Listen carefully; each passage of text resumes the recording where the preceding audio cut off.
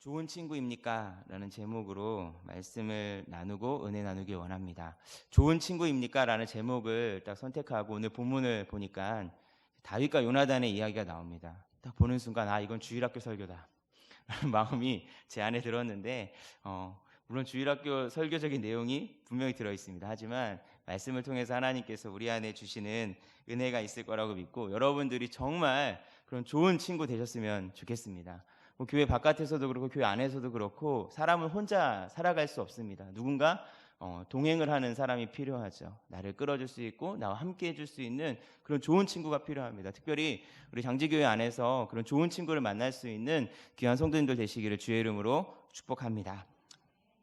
예전에 런던 타임즈라는 잡지에서 친구의 정의를 내린 적이 있습니다. 친구의 정의가 무엇인가 라는 것을 공모했는데 많은 사람들이 여러 가지 의견을 냈습니다. 그런데 친구의 정의가 1위, 2위, 3위가 나왔어요.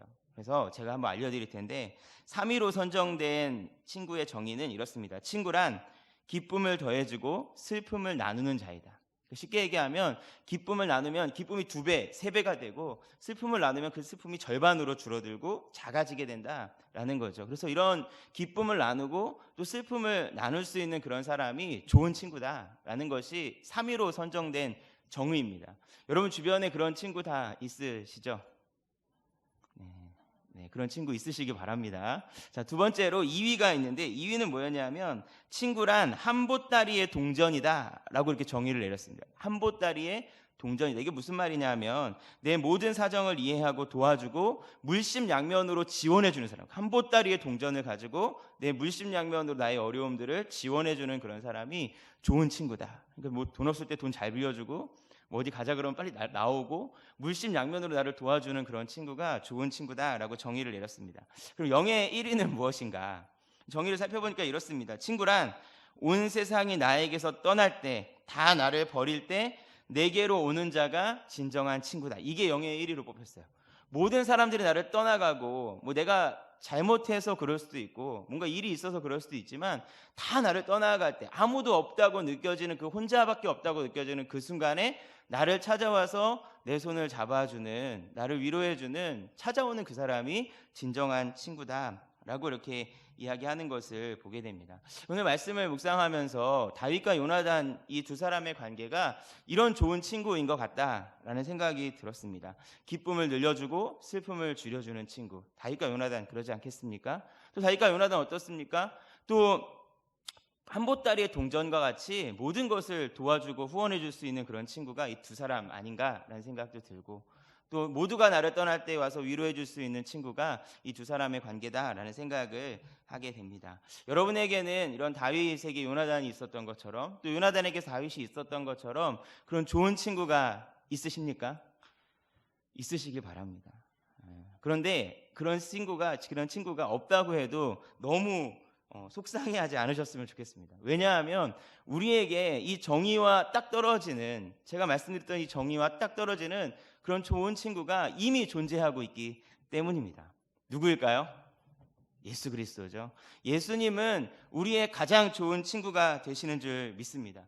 우리를 향하여서 기쁨을 더해주고 슬픔을 없애주시는 분이 예수님이신 줄 믿습니다.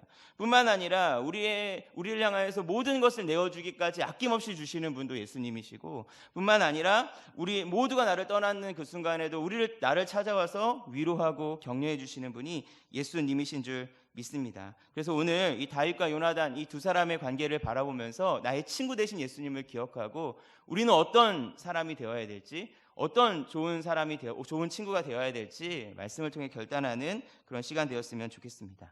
오늘 본문에 등장하는 다윗과 요나단은요, 기독교인뿐만 아니라 세상에서도 좋은 친구의 관계를 이야기할 때 이 두 사람의 관계를 이야기합니다. 근데 여러분 곰곰이 생각해 보면 다윗하고 요나단은요, 친구가 될 만한 관계가 아닙니다.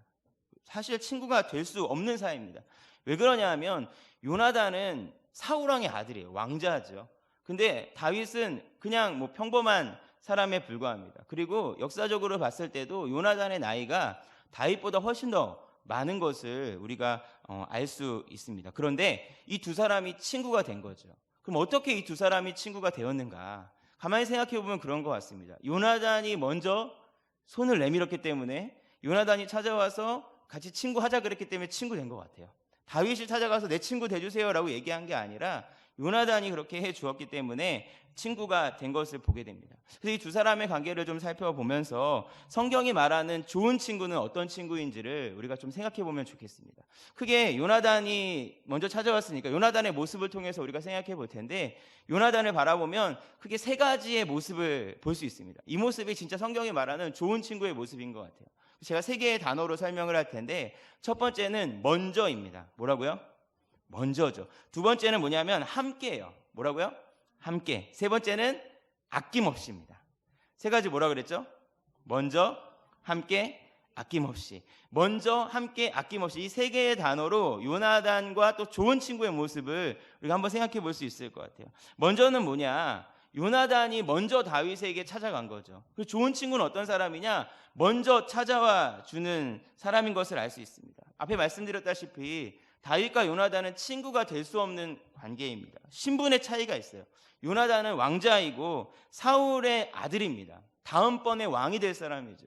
아무리 다윗이 골리앗을 물리치고 승리했다고 할지라도 다윗의 신분은 여전히 평민입니다. 그리고 심지어 다윗은 군인도 아니었고 목동입니다. 그리고 이새의 8번째 아들, 첫째 아들도 아니고 8번째 아들, 이새의 입장에서는 별로 숫자로 치고 싶지도 않은 정말 하찮은 존재 같은 그런 아들이 바로 다윗이었다라는 거죠. 아무리 봐도 왕자와 친구가 된다, 있을 수 없는 일인 것 같습니다. 그런데 오늘 말씀해 보니까 이 두 사람이 친구가 됩니다.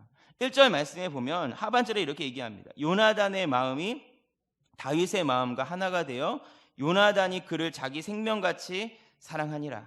여기서 강조되고 있는 사람, 주어로 나오고 있는 사람이 누구냐 하면 요나단입니다.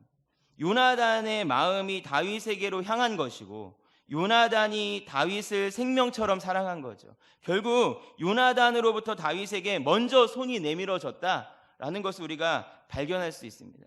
여러분, 그런 의미에서 좋은 친구는 어떤 사람인가? 먼저 다가가서 손 내밀어주는 그런 사람이 좋은 친구인 줄 믿습니다. 저와 여러분들이 어떤 사람 되어야 되겠습니까? 우리가 예수를 믿어 하나님의 자녀가 되었다면 우리가 먼저 다가갈 줄 알아야 됩니다.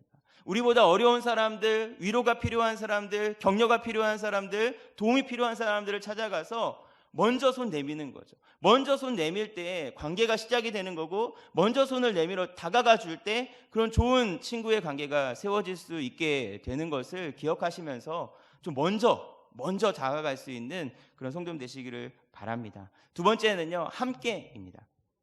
무슨 말인가? 요나단은 다윗에게 함께하는 친구였습니다. 사무엘상 18장 2절 말씀에 보니까 이렇게 얘기해요. 그날에 사울은 다윗을 머무르게 하고 그의 아버지 집으로 다시 돌아가기를 허락하지 아니하였고 라고 말합니다.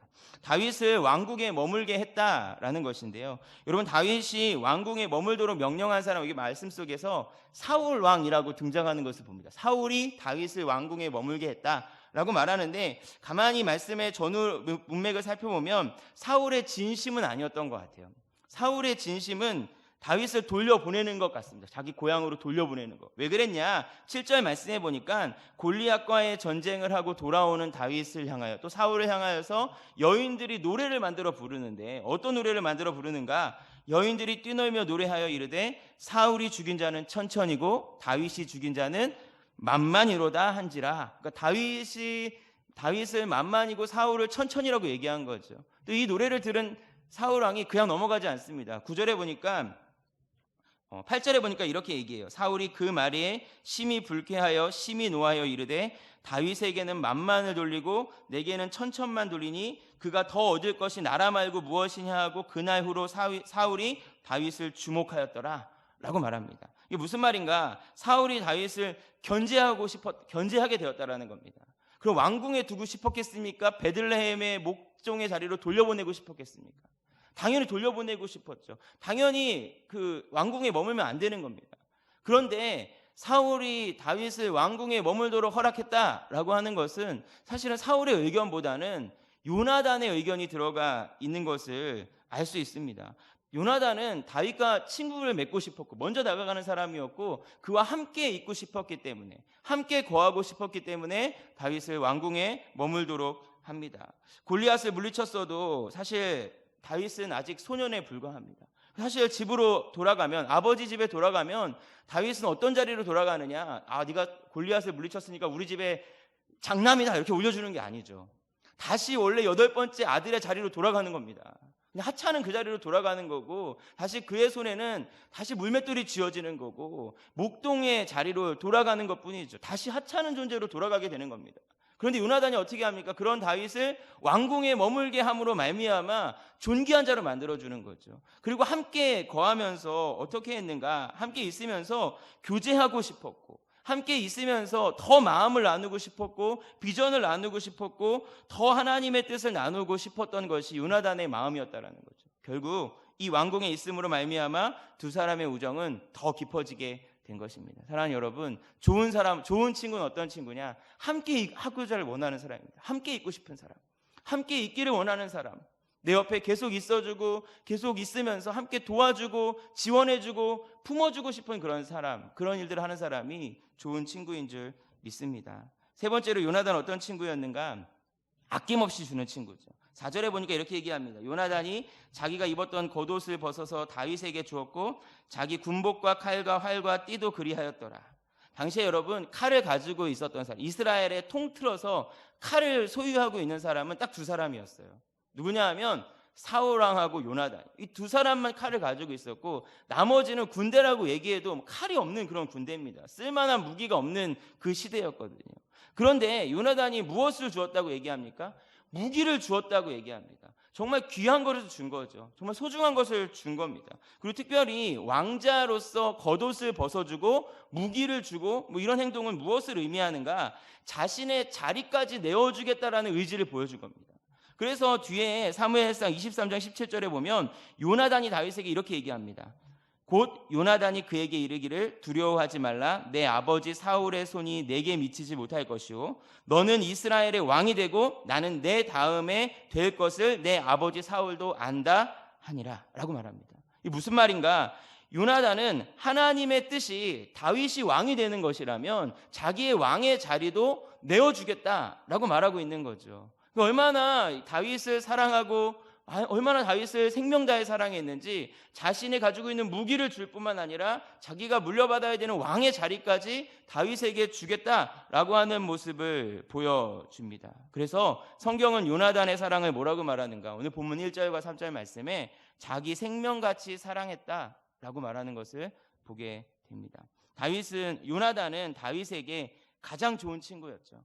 먼저 다가오는 친구였고 함께 해주는 친구였고 아낌없이 주는 그런 친구였습니다. 아무에게도 인정받지 못했고 특별한 사랑을 받아보지 못했던 다윗에게 요나단은 가장 좋은 사람이었고 너무 귀중한 친구였다라는 거죠. 정말 이런 친구 있으면 너무 좋겠다라는 생각을 하게 됩니다. 그런데 여러분, 다윗에게만 그런 친구 있는 거 아닙니다.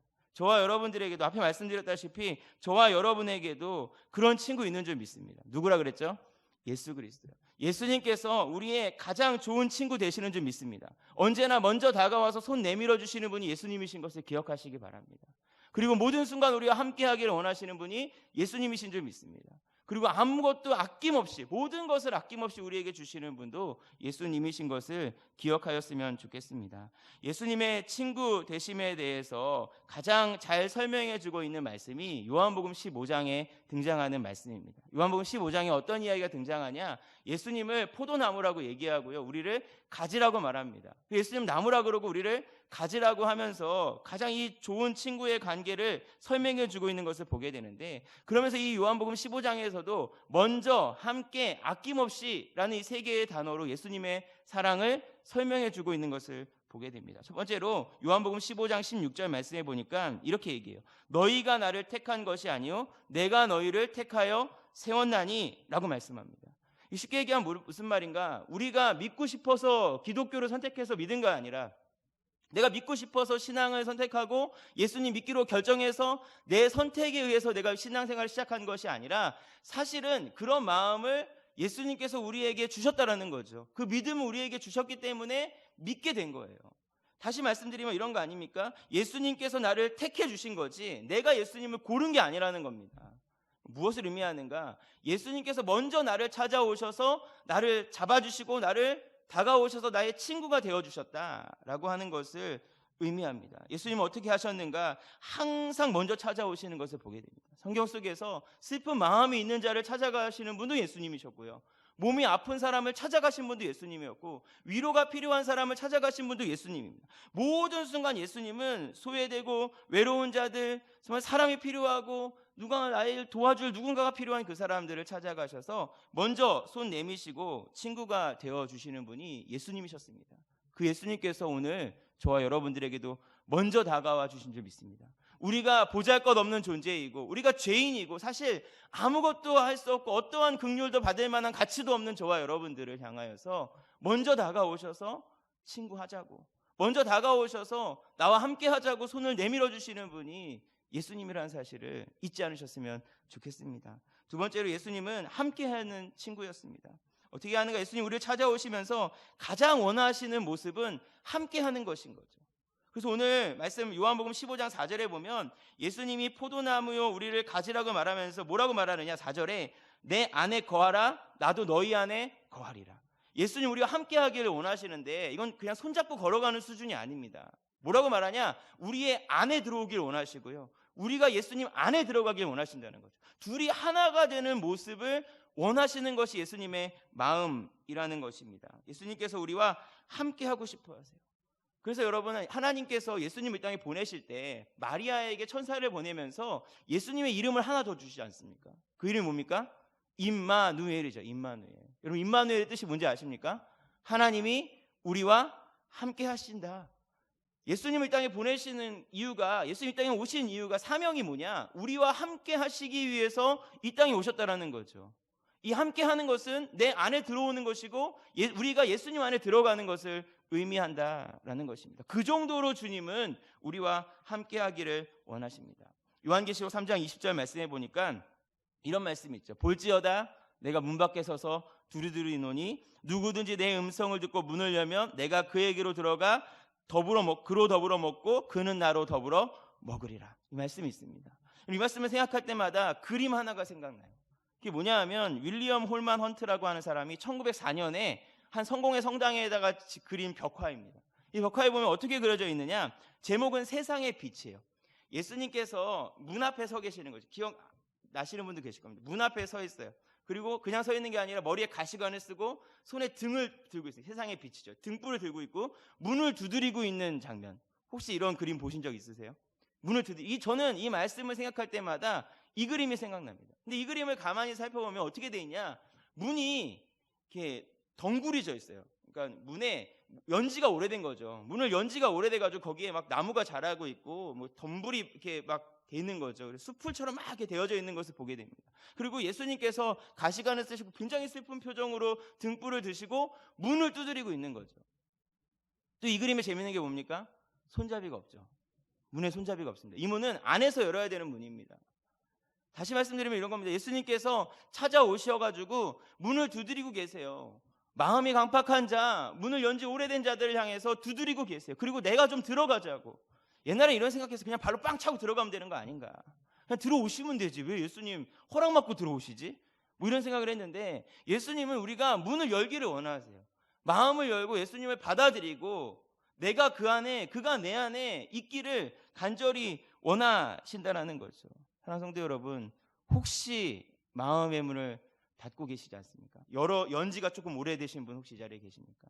없을 거라고 믿지만 혹시 그러시다면 하루속히 주님의 두드리심 앞에 반응하고 그 문을 열어서 예수님을 나의 친구로 맞이할 수 있는, 그리고 주님과 함께하는 그런 인생을 살아가는 저와 여러분 되었으면 좋겠습니다. 주님이 나와 함께 하시면 더 이상 외롭지 않은 거죠. 주님이 나와 함께 하시면 내가 어떠한 상황이 온다고 할지라도 괜찮은 거죠. 왜요? 주님 나와 함께 하시니까. 내 손 잡고 계시고 내 안에 들어와 계시니까 내가 더 이상 외롭지 않고 더 이상 슬프지 않고 더 이상 아파하지 않아도 된다라는 겁니다. 왜요? 주님께서 나와 함께하고 계시기 때문입니다.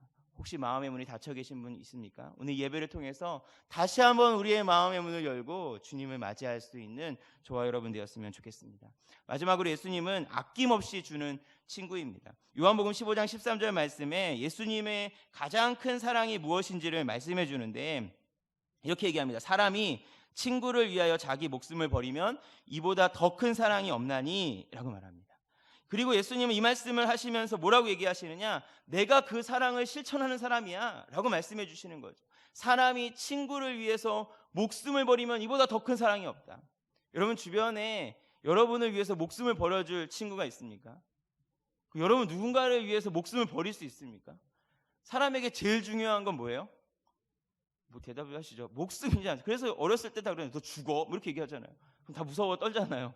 죽는다 그러니까.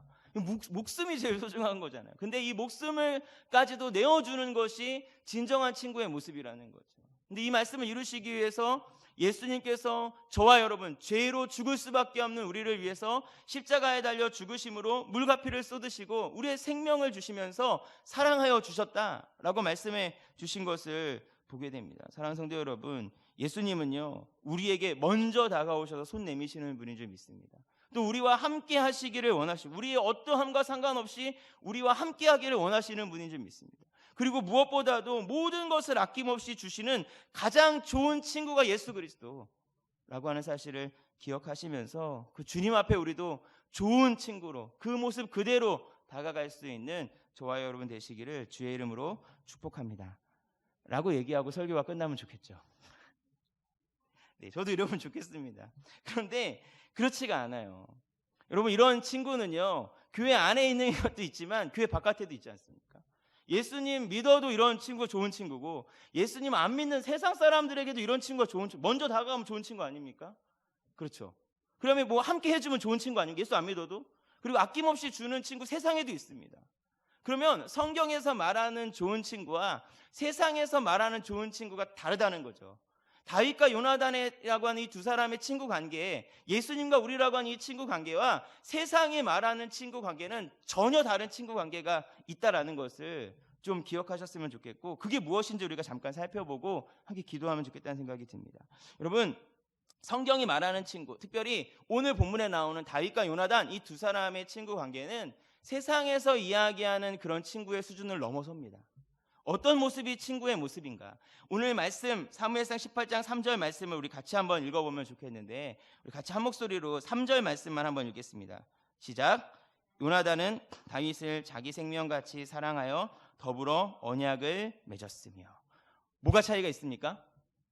오전에 이렇게 얘기하니까 잘 못 알아들으시더라고요. 제가 한번 읽어드릴 테니까 무슨 차이가 있는지 잘 생각해 보세요. 제가 읽어드릴게요. 요나단은 다윗을 자기 생명같이 사랑하여 더불어 언약을 맺었으며. 중요한 게 뭡니까? 아시는 분은 아실 텐데 언약이죠. 언약. 여기서 중요한 건 뭐냐 하면 두 사람이 언약을 맺은 사이라는 겁니다. 그러니까 세상에서 말하는 친구하고 성경이 말하는 친구의 가장 큰 차이는 언약을 맺은 관계인가 아닌가라는 것이죠. 여기서 말하는 언약이라는 단어는 원어적으로 조약, 계약, 맹약 이런 뜻이 있습니다.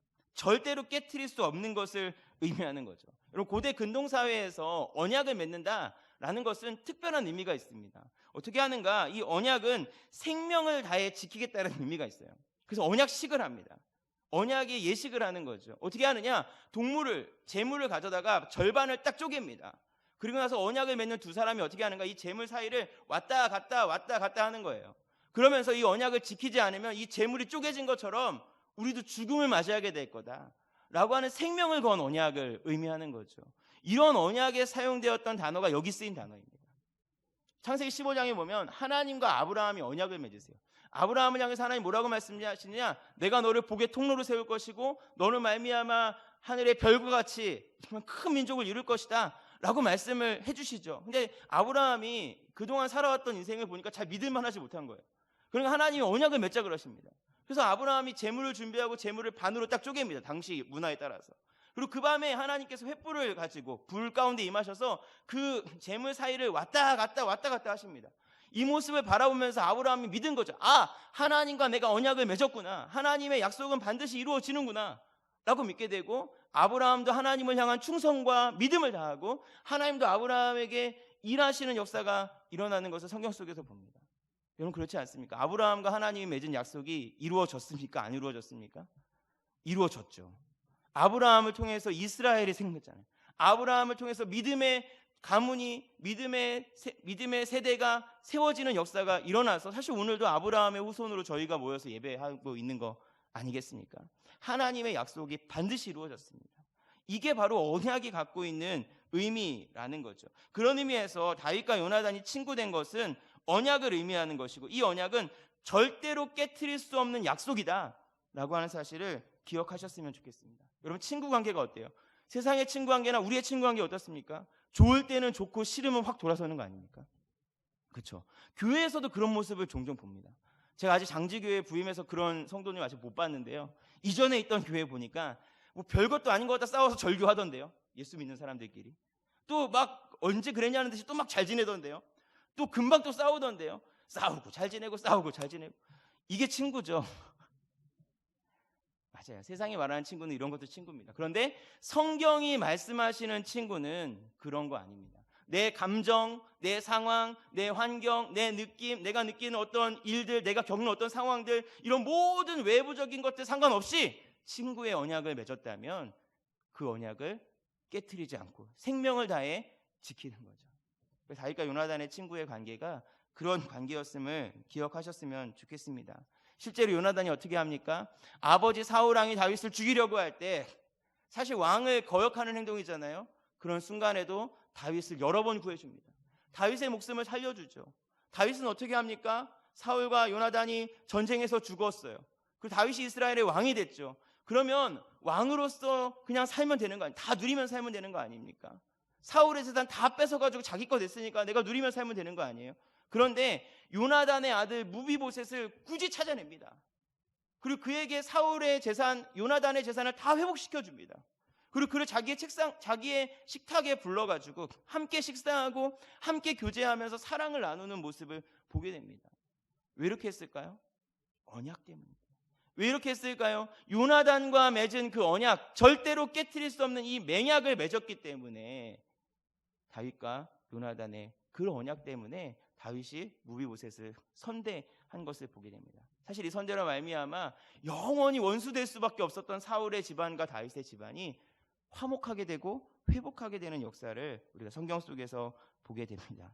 여러분, 마찬가지로 예수님과 우리가 친구가 된다라는 것은 그런 의미가 아닙니다. 예수님과 우리가 친구가 된다라는 것은 더불어 언약을 맺는 것을 의미한다라는 사실을 기억하셨으면 좋겠습니다. 그러니까 이런 거죠. 우리가 예수님과 막 잘 지내다가 흥하고 돌아서는 게 아니고, 예수님과 어떻게 예수님 나한테 이럴 수 있어요? 그러면서 딱 돌아서고 이런 게 아니라, 예수님 야 네가 어떻게 나한테 그럴 수 있냐 딱 돌아서는 게 아니라 여전히 우리와 예수님의 관계는 친구로 유지가 된다는 거예요. 왜요? 우리가 예수님과 언약을 맺었기 때문입니다.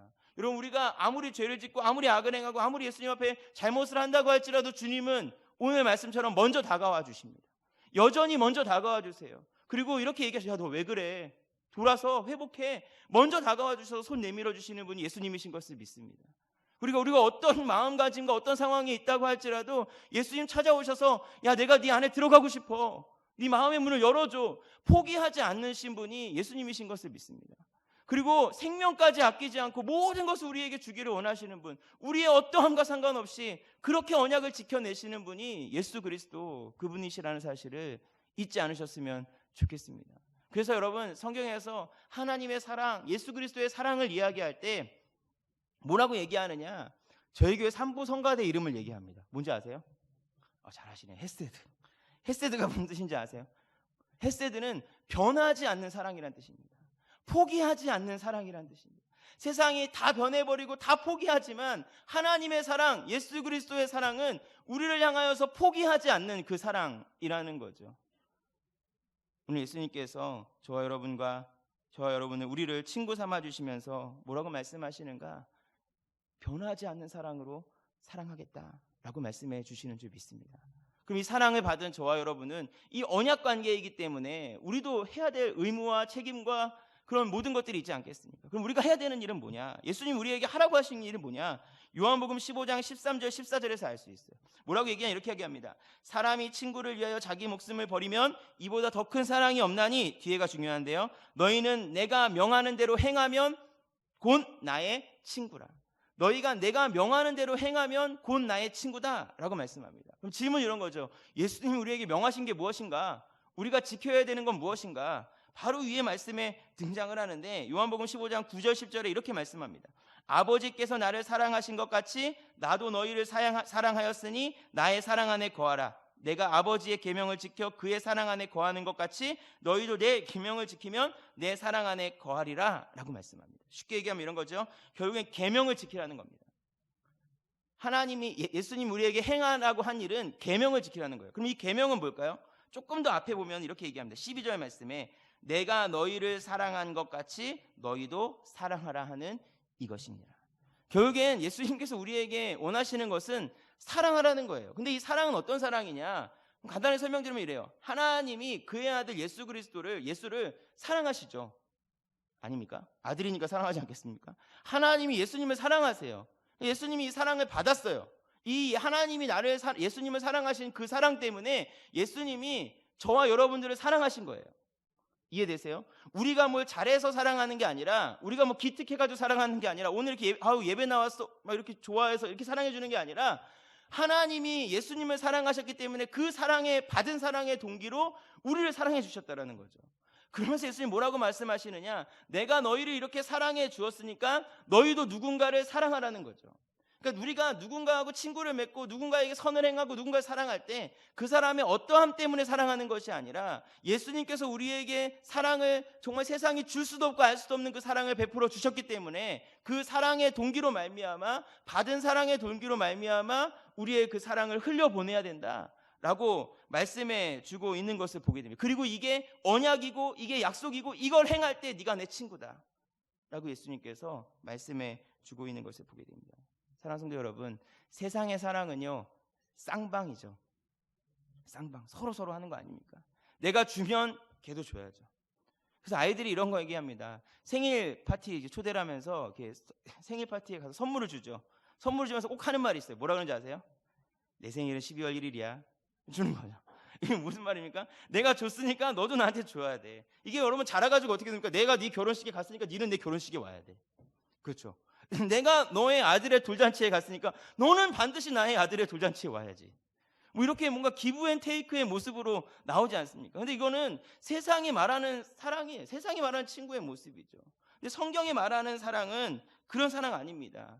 나에게 잘해주는 사람에게 잘해주고 나를 못하는 사람에게 못하고 이런 사랑을 얘기하는 것이 아니라, 비록 나에게 어떻게 해주지 못한다고 할지라도, 아무것도 나에게 보답하지 못한다고 할지라도 내가 하나님으로부터 예수 그리스도로부터 놀라운 사랑을 받았기 때문에 그 사랑으로 사랑하는 것, 그 사람의 어떠함 때문에 사랑하는 것이 아니라, 그 사람이 나한테 해준 어떠한 행동 때문에 사랑하는 것이 아니라 정말 예수님이 주신 그 사랑 때문에 사랑해 주는 것, 예수님이 그 사랑 주신, 나에게 허락하신 정말 그 놀라운 사랑 때문에 그 사람을 용서하는 것, 예수님의 그 사랑 때문에 그 사람을 품어주는 것, 예수님의 사랑 때문에 그 사람을 안아주는 것, 위로해주고 용서해주는 것, 그게 예수님의 친구된 저와 여러분들에게 원하는 그 사랑의 모습인 것을 기억해 주셨으면 좋겠습니다. 그럼 이것은 선택이 아니에요. 우리가 해가 되고 안 해도 되고 수틀리면 하지 말지 뭐 이런 게 아니라, 반드시 해야 되는, 성도이고 예수 그리스도의 친구라면 반드시 행해야 되는 언약, 약속이라고 성경이 오늘 우리에게 말씀해 주고 있음을 기억하셨으면 좋겠습니다. 이제 말씀을 정리하려고 합니다. 여러분, 기독교에서 가장 중요한 가치를 한 단어로 말하면 뭐라고 얘기합니까? 사랑이죠. 그래서 기독교를 사랑의 종교라고 이렇게 이야기합니다. 기독교가 사랑의 종교고 사랑이 중요한 가치라는 거는요, 여러분 교회 다니는 사람만 아는 것이 아니라 세상 사람들도 압니다. 그래서 기독교, 특별히 교회에 대한 기대치가 있어요. 뭐 그러지 않습니까? 그래서 여러분, 세상에서 뭐 이렇게 교회가 잘못하면 엄청 뭐라 그럽니다. 어떻게 교회가 그럴 수 있어? 그렇죠? 목사가 잘못하면 엄청 뭐라 그럽니다. 어떻게 목사가 저럴 수 있지? 뭐 어떻게 장로가 저럴 수 있지? 막 욕해요. 근데 제가 가만히 살펴보니까 스님이 잘못했다고 뭐라 그러는 사람 없어요. 뭐 절이 뭐 잘못했다고 해서 막 이렇게 대서특필하고 막 욕하고 댓글 막 몇천 개씩 달리고 이런 건 본 적이 없어요. 여러분, 이게 뭐냐? 세상이 여전히 교회를 향해서 기대하는 게 있다는 거죠. 교회를 향해서 기대하는 게, 저와 여러분들을 향해서, 우리 장지교회를 향해서 기대하는 바가 있다는 겁니다. 그게 뭘까요? 사랑이에요, 사랑. 교회가 사랑해야 되고 예수 믿는 사람들이 사랑이 있어야 되는 거죠.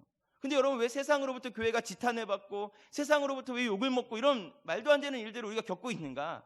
이유는 한 가지입니다. 사랑이 없기 때문에. 사랑을 기대했는데 사랑이 없기 때문에 세상으로 하여금 지탄을 받게 되는 것이죠. 사랑하는 성도 여러분, 우리가 회복해야 될 것은 다른 것이 아니라 사랑인 줄 믿습니다.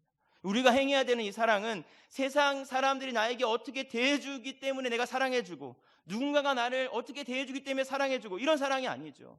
성경이 말하는 사랑은 어떤 사랑입니까? 예수 그리스도에게 받은 그 사랑으로 사랑하는 거죠. 예수님이 나를 사랑해 주시고 먼저 다가와 주셨으니까 나도 먼저 다가가는 거고, 예수님이 나와 함께하고 계시기 때문에 나도 누군가와 함께하고 싶어하고, 예수님이 나에게 아낌없이 베풀어 주셨기 때문에 나도 그 사랑으로 누군가를 향해서 아낌없이 흘려보내는 것. 그것이 친구, 예수 그리스도의 친구된 우리의 모습이고, 이런 사랑이 회복될 때 세상으로부터 지탄받는 것이 아니라 오히려 존경을 받을 수 있는 그리스도인들이 될 줄 믿습니다. 2020년 우리가 하나님 나라의 관점으로라는 주제로 달려갑니다. 여러분, 하나님 나라는 어떤 사람을 통해서 세워질까요? 악착같이 얻어내려고 하는 사람이요? 악착같이 받아내려고 하는 사람이요? 그런 거 아니죠. 예수 그리스도께 받은 그 사랑을 흘려보낼 줄 알고, 예수 그리스도께 받은 그 사랑 때문에 사랑하고, 그 사랑 때문에 용서하고, 그 사랑 때문에 이해하려고 하는 그 한 사람으로 말미암아 하나님의 나라가 확장되는 줄 믿습니다. 그래서 여러분들을 통하여서 여러분의 가정이 회복되고, 여러분의 삶이 회복되고, 여러분의 인생이 회복되고, 내 주변에 있는 모든 사람들이 예수 그리스도의 사랑을 누릴 수 있는 그런 은혜가 있기를 예수님의 이름으로 축복합니다.